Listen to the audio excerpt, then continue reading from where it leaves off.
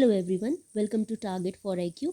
So as you can see on the screen, आज हम पढ़ने वाले हैं chapter number 7 of the partnership act, that is registration of firms. इसके previous videos में हम चैप्टर 6 तक कंप्लीट कर चुके हैं, यानी कि सेक्शन 55 तक सारे प्रोविजंस कवर हो चुके हैं।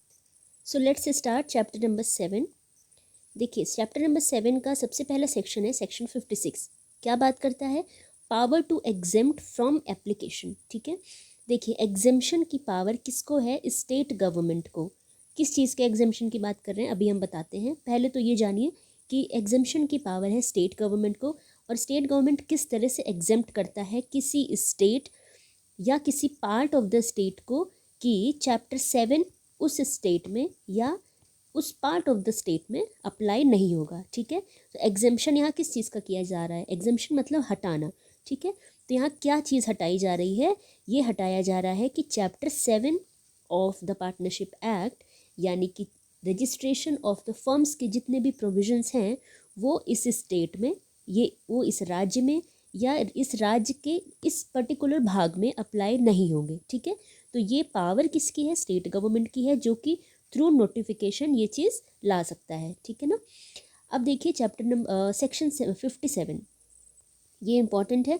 Appointment of registrars. सबसे पहली चीज़ ध्यान रखनी है कि रजिस्ट्रार्स को अपॉइंट कौन करता है? तो स्टेट गवर्नमेंट। ठीक है, दूसरी चीज़ ये ध्यान रखनी है कि जो रजिस्ट्रार्स होते हैं they are considered as a public servant under section 21 IPC। Fine, तो ये आपका इंपॉर्टेंट पॉइंट हो जाता है। नेक्स्ट देखते हैं हम section 58, that is application of registration.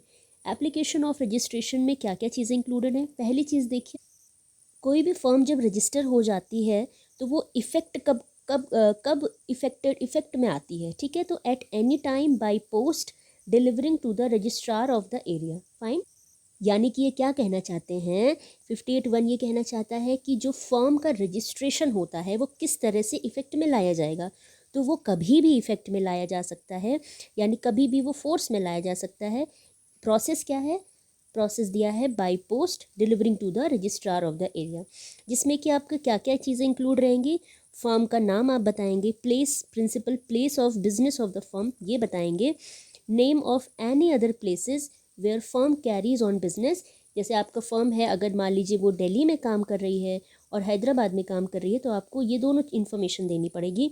Date when each partner join the firm, mister A ने कब ज्वाइन किया, बी ने कब ज्वाइन किया, सी ने कब ज्वाइन किया, डी ने, यानी सारी डिटेल्स आप देंगे।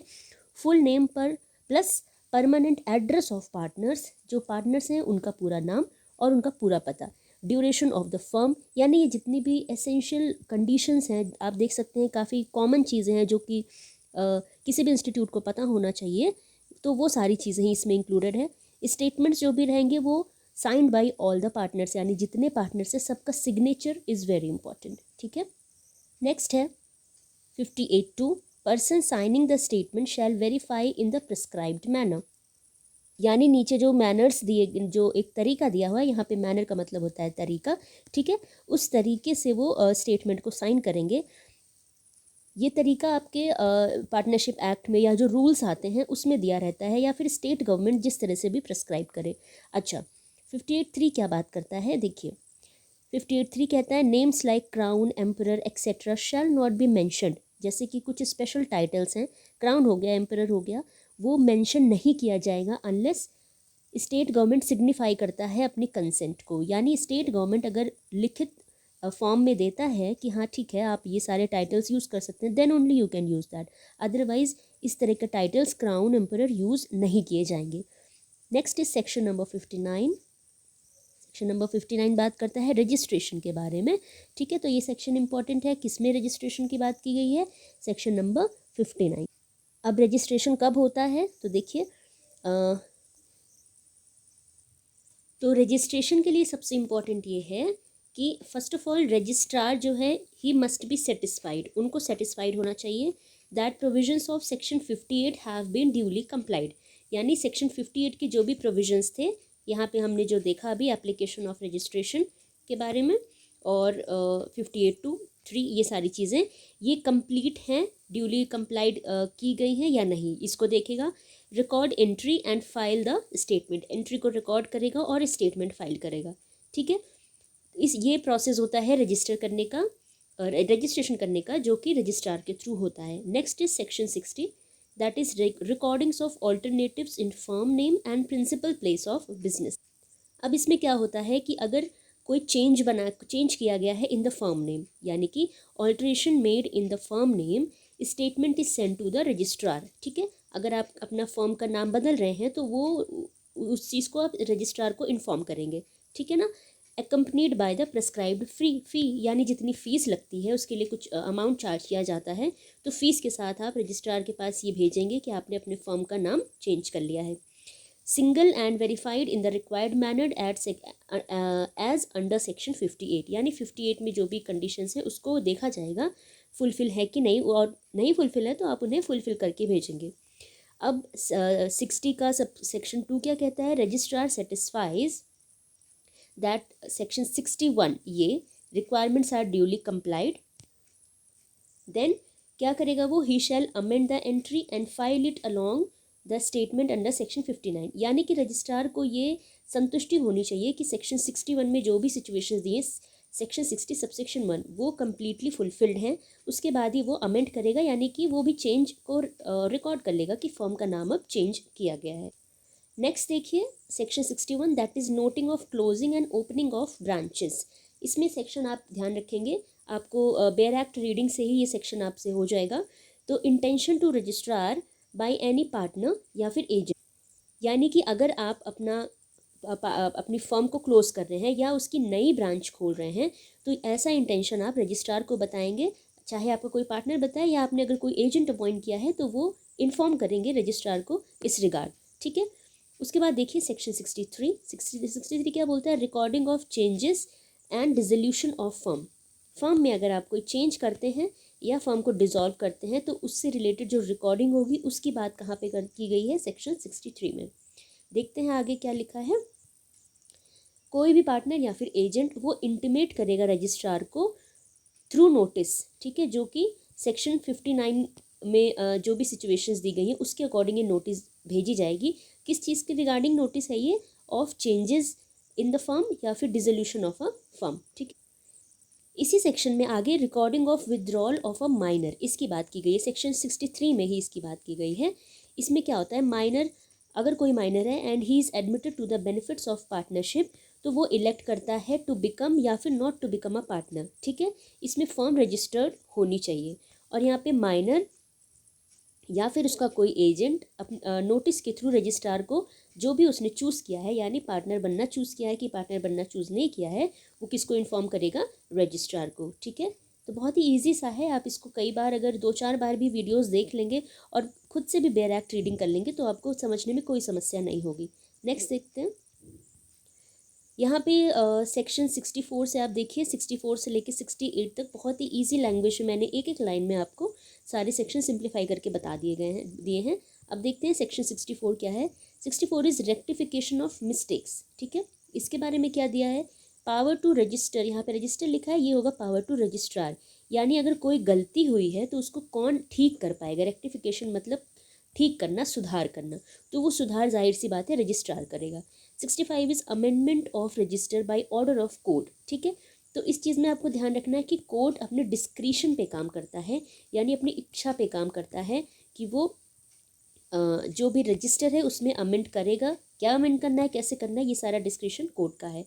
66 देखते हैं, inspection of register and filed document, यानी कि इंस्पेक्शन, ये टर्म आपको याद रखना है कि इंस्पेक्शन की बात कहाँ की गई है, सेक्शन 66 में। कौन करता है, by any person payment of fee, यानी आप जो भी प्रिस्क्राइब्ड फ़ी है उसको पे कर दीजिए, और कोई भी पर्सन इंस्पेक्ट कर सकता है, यानी कि देख सकता है, क्या देख सकता है, रजिस्टर या फिर जो भी डॉक्यूमेंट्स हैं अगर वो देखना चाहे तो। स्टेटमेंट्स, नोटिस एंड इंटीमेशंस, ये सारा ओपन टू इंस्पेक्शन होते हैं, यानी कोई भी चीज़ ऐसा नहीं है कि वो सीक्रेट डॉक्यूमेंट की तरह है, उसे कोई भी पर्सन फ़ी पे करके देख सकता है, फॉर्म से रिलेटेड है ना, जो भी स्टेटमेंट्स हो गए, नोटिस हैं, या फिर कोई भी रजिस्टर है, अगर कोई भी बंदा चाहे तो वो देख सकता है। Next is section 68, that is rule of evidence. इसमें क्या है, स्टेटमेंट, इंटीमेशन, नोटिस रिकॉर्डेड या फिर नोटेड, यानी कि उन्हें रिकॉर्ड किया गया है या नोट किया गया है in the register of firms, तो वो कंक्लूसिव प्रूफ होती है। ये टर्म इम्पॉर्टेंट हो जाता है। आपको ये ध्यान रखना है कि कोई भी स्टेटमेंट, कोई भी इंटीमेशन या कोई भी नोटिस वो कंक्लूसिव प्रूफ होता है against any person by whom या on whose behalf it was signed. यानी जिस बंदे ने भी साइन किया है, ठीक है, ये ध्यान रखना है, जिस पर्सन ने भी साइन किया है उसके अगेंस्ट ये कंक्लूसिव प्रूफ की तरह वर्क करेगा। ये इंपॉर्टेंट चीज़ है। टर्म आपको जो ध्यान रखना है that is conclusive proof against any person who signed it. Now certified copy of entry को प्रोड्यूस किया जा सकता है किस चीज़ में? In proof of the fact of registration. जो भी सर्टिफाइड कॉपी है उसे आप क्या करिए, प्रोड्यूस कर दीजिए रजिस्ट्रेशन का प्रूफ देने के लिए। नेक्स्ट देखिए आपका section number 69 that is effect of non registration. यानी अगर कोई फर्म है जो रजिस्टर नहीं हुई है तो फिर उसका क्या इफेक्ट होगा, है ना, किस तरह से फिर वो काम करेगी। तो देखिए फर्स्ट पॉइंट है no suit can be file to enforce a right arising from a contract. अगर फर्म रजिस्टर नहीं हुई है तो उसके अगेंस्ट कोई भी सूट फाइल नहीं किया जा सकता या वो फर्म भी कोई सूट फाइल नहीं कर सकती है।